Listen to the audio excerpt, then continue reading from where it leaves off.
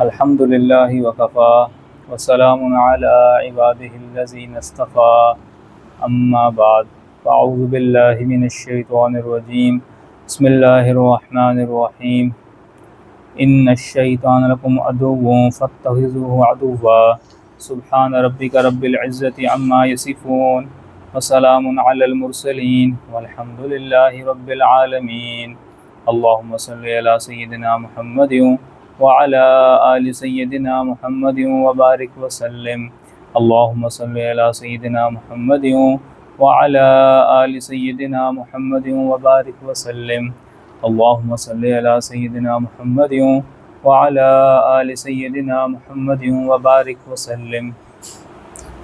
شیطان کے مکر و فریب کے بارے میں حدیث پاک میں بہت ہی عجیب واقعہ آیا ہے۔ ابن عامر نے عبید بن یسار سے لے کر نبی اکرم صلی اللہ علیہ وسلم تک اس واقعے کی سند پہنچائی ہے۔ یہ واقعہ تلبیس ابلیس جو کتاب ہے جس کا ذکر آپ کے سامنے پہلے درس میں ہوا تھا اس میں بھی ذکر کیا گیا ہے۔ بنی اسرائیل میں ایک برسیسہ نامی راہب تھا جو کہ بہت ہی عبادت گزار بندہ تھا، اور اس وقت اس جیسا عبادت گزار کوئی نہیں تھا۔ وہ سب سے بڑا بنی اسرائیل کا عبادت گزار بندہ تھا، برسیسہ اس کا نام تھا۔ اس نے اپنی عبادت کے لیے ایک عبادت خانہ بنایا ہوا تھا، جیسے یہ کمرہ ہے نا ہمارے پاس، ہمارا مدرسہ ہے، اس طرح اس نے بھی جو ہے وہ ایک عبادت خانہ اپنے لیے بنایا ہوا تھا۔ بس اس میں وہ رہتا تھا، نہ باہر نکلتا تھا، نہ کسی سے بات کرتا تھا، نہ کوئی اس کے پاس آتا تھا، اپنی ہر ٹائم جو ہے وہ عبادت میں مشغول رہتا تھا۔ اور ارد گرد اس کے جو ہے وہ سبزہ اور باغات تھے، اور کوئی بھی وہاں پہ آتا جاتا نہیں تھا۔ تو شیطان نے اس کو گمراہ کرنے کا جو ہے وہ پلان بنایا۔ تو اس نے دیکھا کہ برسیسہ جو ہے وہ ہر وقت عبادت میں جو ہے مصروف رہتا ہے، اور جب وہ تھک جاتا ہے تو تھوڑی دیر کے لیے کھڑکی کے پاس چلا جاتا ہے اور باہر دیکھتا ہے، اور پھر واپس آ کے اپنی عبادت شروع کر دیتا ہے۔ تو شیطان نے کیا کیا، اس نے ایک نیک بزرگ کا روپ دھارا اور اس کے عبادت خانے کے سامنے آ کے جو ہے نا باہر نماز کی شکل بنا کے کھڑا ہو گیا۔ نماز تو اس نے پڑھنی کوئی نہیں تھی، بس دھوکہ دینے کے لیے۔ اب برسیسہ جو ہے وہ اپنی عبادت میں مصروف تھا، تھکا تو اٹھ کے باہر گیا، کھڑکی سے باہر جھانکا تو حیران ہوا، کہتا ہے کہ یہ بزرگ جو ہیں وہ کہاں سے آ گئے باہر۔ خیر بہرحال واپس آ گیا، اپنی عبادت میں لگا رہا۔ اگلے دن اٹھا، پھر جا کے جب وہ اپنی عبادت میں مصروف تھا، تھک گیا تھوڑا سا، تو اٹھا، اٹھ کے باہر جا کے کھڑکی سے باہر جھانکا، پھر اس کو وہی شیطان وہاں پہ نظر آیا، اسی طرح ہی اسی حالت میں۔ تو بڑا وہ حیران ہوا۔ پھر بہرحال یہ سلسلہ کچھ دیر تک چلتا رہا۔ تو یہ جو ہے آہستہ آہستہ بس یہ سمجھ شروع ہو کہ یہ بزرگ جو ہے یہ کوئی بڑی اللہ والی چیز ہے، کوئی بڑی پہنچی ہوئی چیز ہے، اور یعنی کہ اس بزرگ کی عقیدت جو ہے وہ اس برسیسہ کے دل میں پیدا ہونا شروع ہو گئی۔ تو اس نے کیا کیا، اب دیکھیں نا شیطان کا بھی حملہ کیسا ہے کہ وہ جو بندے کی لائن ہوتی ہے نا اسی لائن سے حملہ کرتا ہے، کسی اور طریقے سے نہیں آیا۔ وہ اس نے جو روپ دھارا وہ بزرگ کا روپ دھارا، تاکہ میری لائن کا بندہ ہے تو پھر جو ہے وہ اچھا۔ اب اس نے کیا کیا کہ جب یہ بات دل میں اس کے پکی ہونا شروع ہوئی نا، یہ بزرگ بڑے کوئی چیز ہیں برسیسہ، تو اس شیطان نے کیا کیا، مصلی پہلے ذرا دور بچھاتا تھا، اب اس کے جو مصلی ہے نا عبادت خانے کے دروازے کے پاس بچھانا شروع کر دیا، اس نے قریب کر لیا اپنے۔ تو ایک دن کیا ہوا کہ نا اس نے پوچھا کہ بھئی تم کون ہو؟ برسیسہ نے پوچھا بھئی آپ کون ہیں؟ تو وہ آگے سے کہتا ہے کہ بھئی جا کے اپنا کام کرو، مجھے ڈسٹرب نہ کرو، میں عبادت کر رہا ہوں اپنی۔ تو اس کے برسیسہ کے دل میں اور جو ہے وہ ہوا کہ بھئی یہ اتنے کوئی بڑے بزرگ ہیں کہ یہ بات کرنا بھی پسند نہیں کرتے، اپنے کام سے کام رکھتے ہیں۔ بہرحال تو کچھ دن اور گزرے، تو ایک دن نا بہت تیز بارش ہو رہی تھی، تو برسیسہ کے دل میں خیال آیا کہ بھئی یہ باہر عبادت کر رہے ہیں، بھیگ جائیں گے، ان کو میں اپنے کمرے میں جو ہے وہ لے آتا ہوں۔ تو اس نے کہا بھئی دیکھیں آپ باہر عبادت کر رہے ہیں، یہ بارش ہو رہی ہے تو آپ گیلے ہو جائیں گے، بھیگ جائیں گے، آپ اندر آ جائیں۔ تو وہ کہتا ہے کہ آگے سے شیطان جو بزرگ بنا تھا اس نے کہا کہ بھئی مومن کو چاہیے کہ مومن کی دعوت قبول کر لے، ٹھیک ہے میں اندر آ جاتا ہوں، اور چاہتا وہ یہی تھا کہ میں اندر چلا جاؤں۔ تو وہ اندر آ گیا، تو اندر آ کے وہی اپنی عبادت کی شکل بنا کے کھڑا ہو گیا، نماز کی شکل بنا کے کھڑا ہو گیا۔ نماز اس نے پڑھنی کو نہیں تھی بس۔ تو خیر وہ اپنی بات کرنا شروع ہو گیا، بس اپنی بات کرنا شروع ہو گیا۔ تو کافی عرصے تک وہ اندر ہی رہا، مطلب، اور جب تقریباً سال گزر گیا، سال کا عرصہ، تو پھر وہ کہتا ہے کہ بھئی اب میرا کام جو ہے وہ مکمل ہو گیا، میں اب جا رہا ہوں۔ تو مجھے اب آگے کہیں اور جانا ہے. تو جاتے ہوئے جو ہے نا تم بھی کیا یاد کرو گے, تمہیں جو ہے نا میں ایک ایسا دم بتا دیتا ہوں کہ تمہارے پاس کوئی بیمار آئے گا نا, تم اس پہ دم کرو گے تو وہ ٹھیک ہو جائے گا. بس سے کہتا ہے مجھے ایسے دم کی کوئی ضرورت نہیں ہے, میرے پاس کوئی نہیں آتا, تم جاؤ. تو آگے سے وہ بزرگ کہتا ہے, وہ شیطان جو بزرگ بنا ہوا تھا, کہ بھئی تم بڑے عجیب بندے ہو, میں نے اتنی محنت اور ریاضت کے بعد یہ جو ہے وہ چیز حاصل کی ہے اور میں تمہیں تحفے میں دینا چاہتا ہوں اور تم اس کا انکار کر رہے ہو.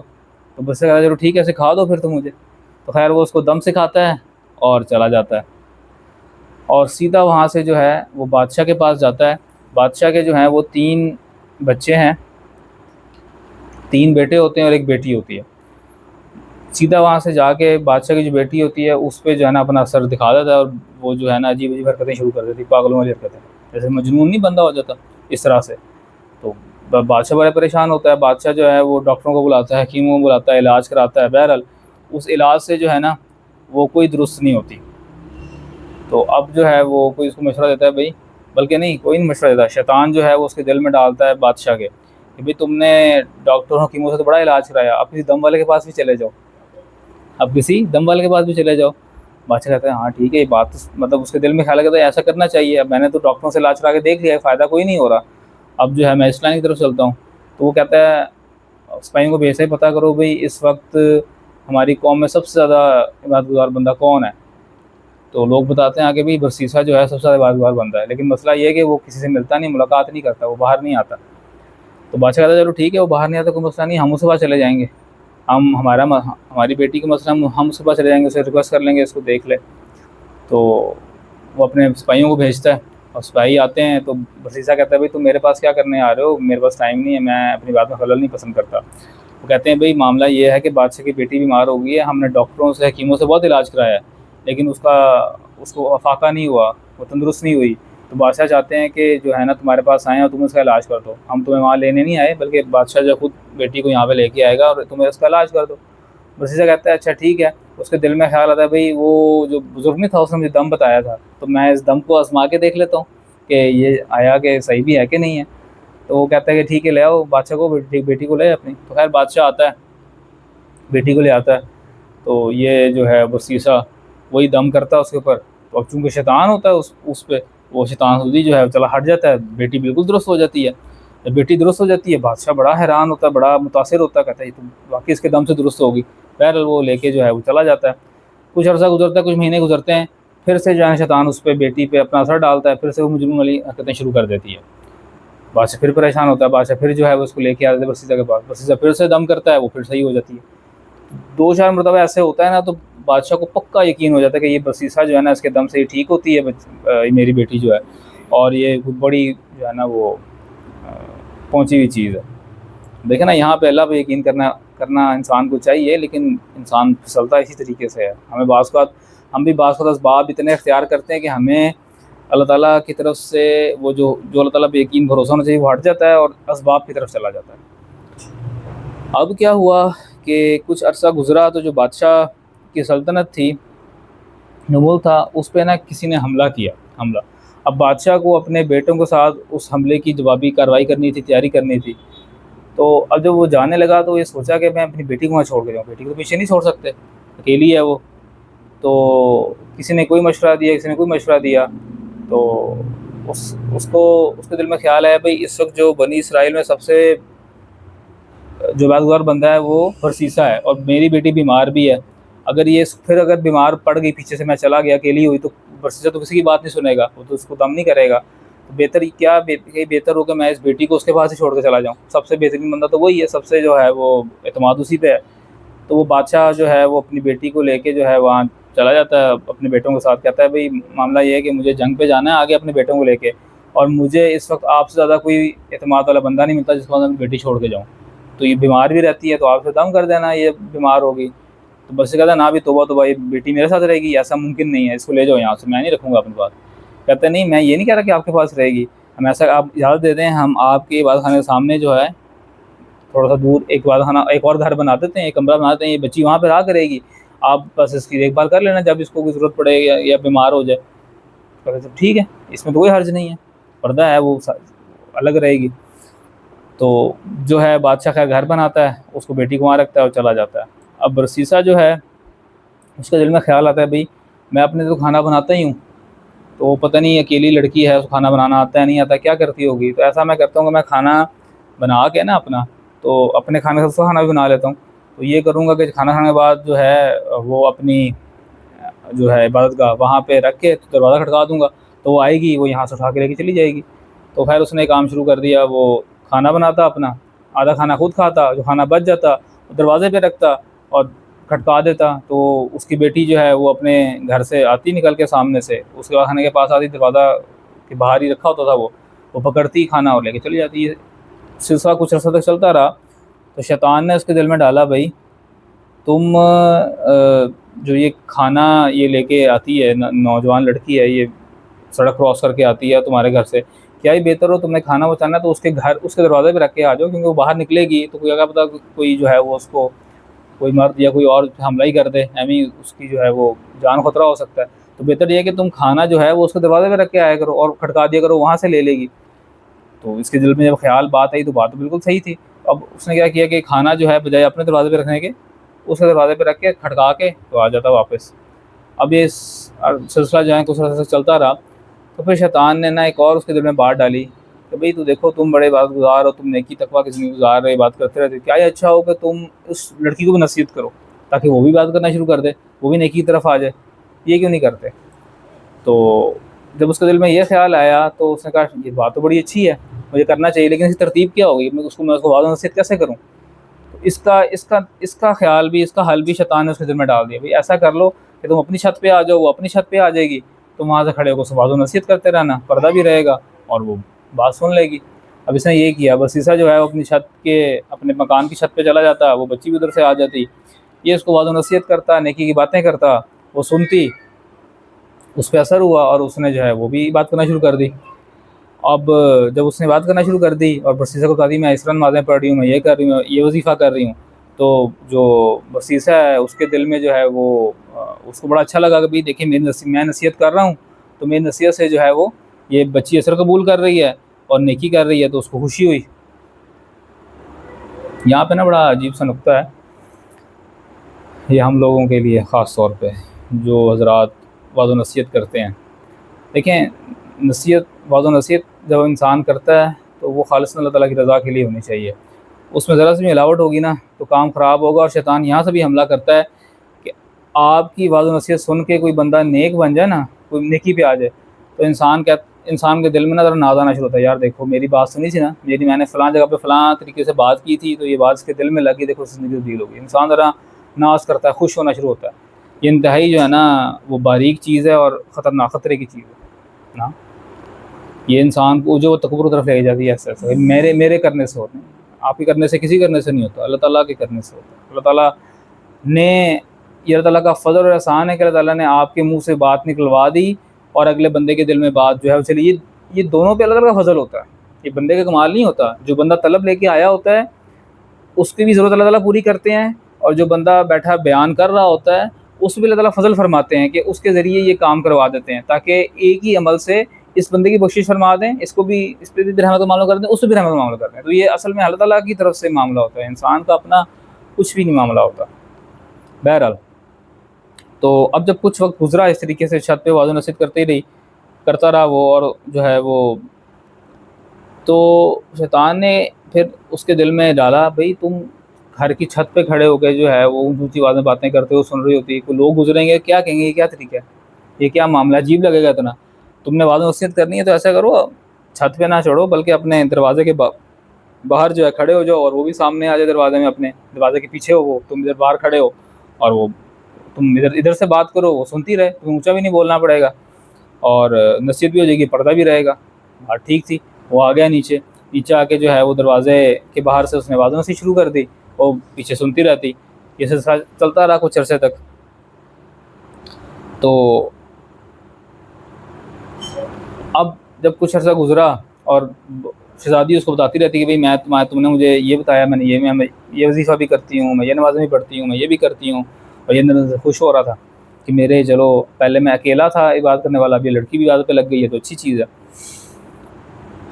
اب کیا ہوا کہ تھوڑا عرصہ گزرا تو پھر شیطان نے اس کے دل میں ڈالی بات کہ کہ بھئی تم ادھر باہر کھڑے ہو کے باتیں کر رہے ہو دروازے کے پیچھے، تو لڑکی ہے، تو باہر سے بندہ گزرے گا کہ کیا پاگل بندہ ہے کہ دروازے کو کھڑے ہو کے باتیں کر رہا ہے؟ کسی بندے کو تو نہیں پتا کہ اندر جو ہے وہ لڑکی ہے، تم باہر کھڑے جو ہے باتیں کر رہے ہو، اتنا عجیب تاثر جاتا ہے، لوگ تمہیں پاگل سمجھیں گے. تم نے ناصر نصیحت کرنی ہے تو ٹھیک ہے، تم دروازے کے اندر چلے جاؤ، وہ جو ہے وہ دور کھڑی ہو کے تمہاری بات سن لے گی. تو اس نے دروازے کے اندر چلا گیا اور وہاں جا کے بات شروع کر دی ہے، وہ دور کھڑی ہوتی بات کرتی رہتی. تو پھر کچھ عرصہ گزرا تو شیطان نے اصل میں ڈالا بھی تم جو ہے وہ اونچی آواز میں باتیں کرتے ہو تو لوگ جو ہے باہر بھی آواز آتی ہے، تمہیں نصیحت کرنی تو تم نے نصیحت تو اس لڑکی کو سنانی ہے، باقی جو باہر کے گزرنے والے لوگ ہیں وہ تو ڈسٹرب نہ ہوں. تم ایسا کرو تھوڑا قریب جا کے جو ہے نا وہ واضح نصیحت شروع کر دو. اچھا یہ تھوڑا اور جو ہے قریب ہو جاتا ہے، پھر وہ کہتی ہے چلو آپ کھڑے ہو کے واضح نصیحت کرتے ہیں، میں آپ کے لیے چار پہ بچھا دیتی ہوں. تو وہ یہ چار پہ بھی بیٹھ جاتا ہے، وہ دور ہوتی ہے. پھر آہستہ آہستہ کیا ہوتا ہے کہ یہ چارپائی جو ہے وہ قریب آ جاتی ہے، اور پھر یہ وہ کام کرے بیٹھتے جو نہیں کرنا چاہیے. ٹھیک ہے. اور کیونکہ حدیث شریف میں آتا ہے کہ جہاں پر دو نامحرم ہوں گے نا، دو نامحرم یعنی کہ ایک لڑکا ہے وہ نامحرم ہے اور کوئی نہیں ہے، تو تیسرا ان کا شیطان ہوتا ہے. یہ حدیث شریف کے الفاظ ہے، تیسرا اس کا شیطان ہوتا ہے. پھر وہ جو ہے وہ یہ انتہائی خطرناک چیز ہے، اور پھر وہ انسان کو گناہ کرانے پہ بہت یعنی کہ بہت آسانی سے گناہ کروا دیتا ہے. اچھا تو اب برسیسہ جو ہے وہ اس کا دل عبادت سے اچاٹ ہو گیا، اپنی عبادت سے اچاٹ ہو گیا، اور وہ جو ہے وہ اس لڑکی کے ساتھ جو ہے وہ میاں بیوی والی زندگی گزارنا شروع کر دی، اس نے اس رہنا شروع کر دیا. اب جب کچھ عرصہ گزرا تو اس کی جو شہزادی تھی وہ حاملہ ہو گئی. اچھا درمیان میں کیا ہوا کہ نا شہزادے واپس آئے اور انہوں نے آ کے دیکھا بھی ہماری بیٹی ٹھیک ہے، خیر اطلاع کرنے کے لیے آئے. تو جب آئے تو شہزادی نے اس کے سامنے جو ہے وہ برسیسہ کے بڑے گن گئے بھی، یہ تو بڑا اچھا بندہ ہے، مجھے کھانا بھی دیتا ہے اور پھر جو ہے مجھے نصیحت بھی کیا، میں نے یہ نمازیں شروع کر دی، میں نے وہ وظیفہ شروع کر دیا. تو وہ جو بادشاہ کے بیٹے تھے وہ مطمئن ہو کے چلے گئے واپس کہ بھائی ٹھیک ہے. اب جب یہ دونوں میاں بیوی والی زندگی گزارنا شروع ہو گئے تو ایک وقت کے بعد یہ جو عورت تھی وہ حاملہ ہو گئی، اور پھر بچے کی ولادت کا جب وقت آیا تو اب یہ پریشان ہوا کہ اب جو ہے اب سب کو پتہ لگ جائے گا یہ کیا کام ہو گیا، تو یہ تو بڑی جو ہے وہ بےعزتی کی بات ہوگی میرے لیے. تو شیطان نے سر ڈالا بھائی یہ جو بچہ جب پیدا ہوگا نا تم ایسا کرنا ہے اس کو مار دینا، تاکہ نہ بانس رہے گی نہ بانس، یعنی کہ کسی کو پتہ نہیں لگے گا، نہ یہ کو بات کرے گی کسی کے سامنے، تم کسی کے سامنے بات کرو گے. تو بہرحال وہ بچہ ہو گیا، بچہ بڑا ہوا. تو ایک دن اس نے کیا کیا کہ وہ صحن میں جو ہے وہ شہزادی لیٹی ہوئی تھی، بچہ ساتھ تھا اس کے، آیا اس نے بچے کو جو ہے وہ پکڑا، مارا اور مار کے جو ہے نا صحن میں دفنا دیا. اب جب وہ شہزادی اٹھی تو اس نے پوچھا بھئی یہ میرا بچہ کدھر گیا، اس نے شور مچایا. تو اس نے خیر اس کو ٹال مٹول کی، لیکن وہ اس سے خفا ہونا شروع ہو گئی، اس نے شور مچانا شروع کر دیا. اب شیطان نے اس کو دل میں ڈالا بھئی پہلے تو ایک بچے کی بات تھی، اب تو یہ شہزادی جو ہے یہ تو تمہارا جو ہے وہ تمہارا پیچھا نہیں چھوڑے گی، یہ تو سب کو بتا دے گی، تمہارے لیے اور خطرہ ہو جائے گا. تم ایسا کرو تم اس کو بھی مار دو، اس کو بھی مار دو. تو یہ کیا کرتا ہے، یہ اس کو بھی مار دیتا ہے، شہزادی کو بھی مار دیتا ہے اور شہزادی کو مار کے وہیں دفنا دیتا ہے، اور پھر واپس اپنی عبادت خانے میں آتا ہے، عبادت میں لگ جاتا ہے. اب اتنی دیر میں جو ہے کیونکہ کافی ٹائم گزر چکا ہوتا ہے، سال 2 سال 1.5 سال 3 سال گزر چکے ہوتے تقریباً. تو بادشاہ جو ہے واپس آتا ہے اپنے آگے پوچھتا ہے کہ بھئی بچی کا ہے ہماری، ہمیں چھوڑ گئے تھے. تو وہ رونا شروع کر دیتا ہے برسیسہ آگے سے، کہتا ہے کہ بھئی جو ہے نا وہ آپ کی بیٹی تو بہت اچھی تھی، نیک تھی، وہ نمازیں پڑھتی تھی، یہ کرتی تھی وہ کرتی تھی، لیکن اللہ تعالیٰ کو پیاری ہو گئی، اس کی موت آنی تھی، وہ بیمار پڑ گئی، میں نے اس پہ دم تم کیا، وہ نہیں صحیح ہوئی، وہ اللہ تعالیٰ کو پیاری ہو گئی. خیر بادشاہ جو رد ہو کے بھائی اس رد واپس چلے جاتے ہیں، اور اس رات وہ واپس جا کے سوتے ہیں. تو شیطان جو ہے وہ سب سے بڑا بھائی جو ہے اس کے خواب میں آتا ہے اور آگے آتا ہے کہ تمہاری بہن کہاں ہے. وہ کہتے ہیں بھئی برسیسہ کے پاس تھی، وہ اس طریقے سے چھوڑ گئے تھے، وہ بیمار ہو گئی، وہ چلی گئی. کہتے ہیں نہیں، اس نے تمہاری بہن کو قتل کیا، اور بلکہ قتل کا کیا پوری اسٹوری سنا دیتا ہے اس کو کہ اس نے جو ہے تمہاری بہن کے ساتھ یہ معاملہ بھی کیا ہے، اور اس نے اس کے بچے کو قتل کیا ہے، تمہاری بہن کو قتل کیا ہے. اور اگر تم نے اس کی تصدیق کرنی ہے تو جا کے جو ہے نا وہ جہاں تم نے گھر بنایا تھا سین، اس کو کھود کے دیکھ لو، بچے کی لاش ہی مل جائے گی، تمہیں بیوی کی لاش ہی مل جائے گی، بہن کا. اچھا اب یہ صبح اٹھتا ہے بھائی بڑا اور آ کے اپنا خواب ڈسکس کرتا ہے ناشتے کے ٹیبل کے اوپر اپنے باقی بھائیوں سے بھی. تو باقی بھائی کہتے ہیں بھی عجیب بات ہے، ہمیں بھی یہ خواب آیا ہے، ہم نے بھی یہ چیز دیکھی ہے. تو خیر دو جو بڑے بھائی ہوتے ہیں کہتے ہیں خوابوں کا کیا یقین کرنا، خواب تو ایسے ہی ہوتے ہیں، کون سچی بات ہے، وہ اگنور کر دیتے ہیں. تیسرا جو چھوٹا بھائی ہوتا ہے انہیں کہتا ہے نہیں میں ضرور اس کی تحقیق کروں گا، میں پتہ کروں گا. تیسرا بھائی اڑ جاتا ہے، میں تو لازمی جاؤں گا، غصے میں آ جاتا ہے. تو یہ دونوں کہتے ہیں اچھا تم جاؤ گے تو ہم تمہارے ساتھ چلتے ہیں. تو تینوں جو ہیں وہاں جاتے ہیں اور جا کے جو ہے وہ کھودتے ہیں، صحن کو کھودتے ہیں، تو ان کو اپنی بہن کی لاش مل جاتی ہے، ساتھ بچے کی لاش مل جاتی ہے. لو جی اب تو سارا معاملہ کھل جاتا ہے. وہ جا کے برسیسہ کو پکڑتے ہیں، گرفتار کر لیتے ہیں اور اس کو حکم دیتے ہیں جی اس کو سولی چڑھاؤ، پھانسی چڑھاؤ، کیونکہ اب تو سب چیزیں کھل گئی اس کے اوپر. برسیسہ کو جیل میں قید کرتے ہیں. پھر اس کی پھانسی کا وقت آتا ہے اور جب اس کو تختے پہ لے کے جاتے ہیں اس کے گلے میں پھندا ڈالتے ہیں اور بس ابھی کھینچنے والے ہوتے ہیں، کچھ لمحات ہوتے ہیں کہ شیطان جو ہے اسی بزرگ کی شکل میں واپس آ جاتا ہے اس کے سامنے اور کہتا ہے تم نے مجھے پہچانا؟ کہتا ہے ہاں میں نے پہچان لیا، تم وہی بزرگ ہو جس نے مجھے دم بتایا تھا. کہتے ہیں ہاں میں. کہتا میں وہی ہوں جس نے مجھے دم بتایا تھا اور وہ بچی کو بیماری میں نے کیا تھا اور میں اس کو تمہارے پاس لے کے آیا تھا، تم نے دم کیا تھا، میں اس پہ ہٹ گیا، سارا اس کو بتاتا ہے. تو کہتا ہے دیکھو جی میں تمہیں دم بتایا تھا نا اور وہ صحیح ہو گئی تھی بچی، ابھی تم جس حالت میں ہو نا تمہیں کوئی نہیں بچا سکتا، میں تمہیں بچا دوں گا، تم نے بس ایک میری بات ماننی ہے. بس سے کہتا ہے ٹھیک ہے کیا بات ماننی ہے کہو. کہتا ہے جی خدا کا انکار کر دو. کیا کہتا ہے؟ خدا کا انکار کر دو تو میں تمہیں یہاں سے بچا لوں گا. برسیسہ کے حواس باختہ ہو چکے ہوتے ہیں، اس کو نظر نہیں آتا. وہ کہتا ہے چلو ٹھیک ہے ابھی میں انکار کر دیتا ہوں، جب میں پھانسی سے بچ جاؤں گا تو میں پھر اللہ تعالیٰ کو دوبارہ اقرار کر لوں گا، ایمان لے آؤں گا. تو لو جی وہ خدا کا انکار کرتا ہے، ادھر خدا کا انکار کرتا ہے، ادھر وہ جو ہے پھانسی کا پھندا کھینچ دیتے ہیں. اور وہ جو برسیسہ راہب تھا جو کہ کسی وقت میں بہت بازور تھا، اس کی موت کفر کے اوپر آتی ہے. تو اندازہ کریں کہ جو اللہ اکبر کبیرہ شیطان ہے وہ کتنی لانگ ٹرم پلاننگ کرتا ہے. یہ ہم سب اپنی حالتوں پہ غور کریں کہ ہم کسی زندگی کے حصے میں کس جگہ پر ہوتے ہیں اور اب ہم کس جگہ پہ آ چکے ہیں. یہ استقامت بہت بڑی چیز ہے.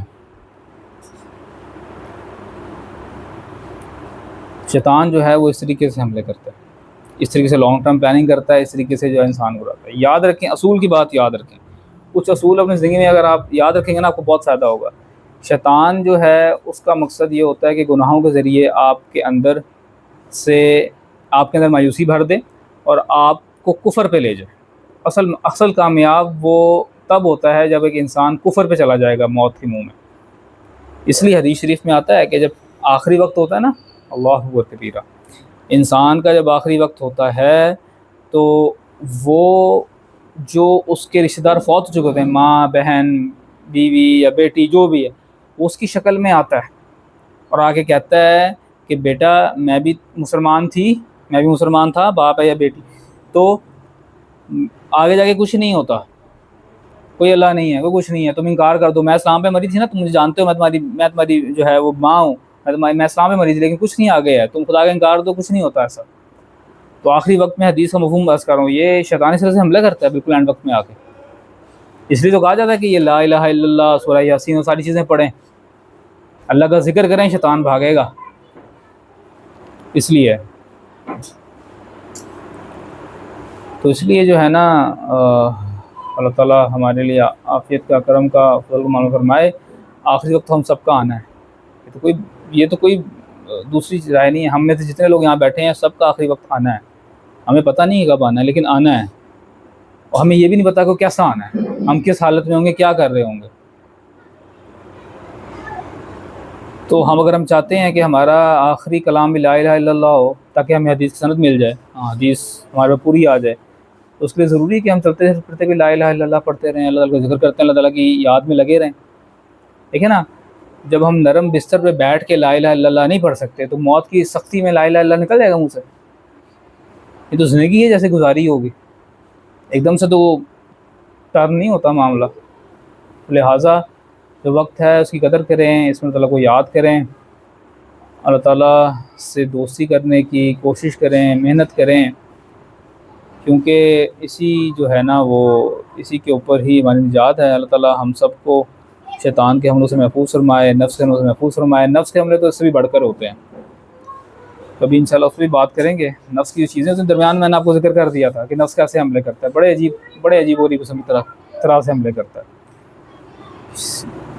اللہ تعالیٰ ٹائم جو ہے زیادہ ہو رہا ہے، اللہ تعالیٰ ہم سب کو معاف فرمائے، اللہ تعالیٰ شیطان کے حملوں سے، نفس کے حملوں سے محفوظ فرمائے، اللہ تعالیٰ عافیت کے ساتھ، کرم کے ساتھ، رحمت کے ساتھ ہمارے گناہوں کو معاف فرمائے. جس طرح اللہ تعالیٰ نے ہمیں بغیر مانگے اللہ تعالیٰ نے ہمیں ایمان کی نعمت ماں کی گود سے دی. اللہ تعالیٰ عافیت کے ساتھ، رحمت کے ساتھ، فضل کے ساتھ ہم سب کو باوضو کلمہ طیبہ کے اوپر جو ہے وہ شہادت متصی فرمائیں۔ آخر دعوانا الحمدللہ رب العالمین۔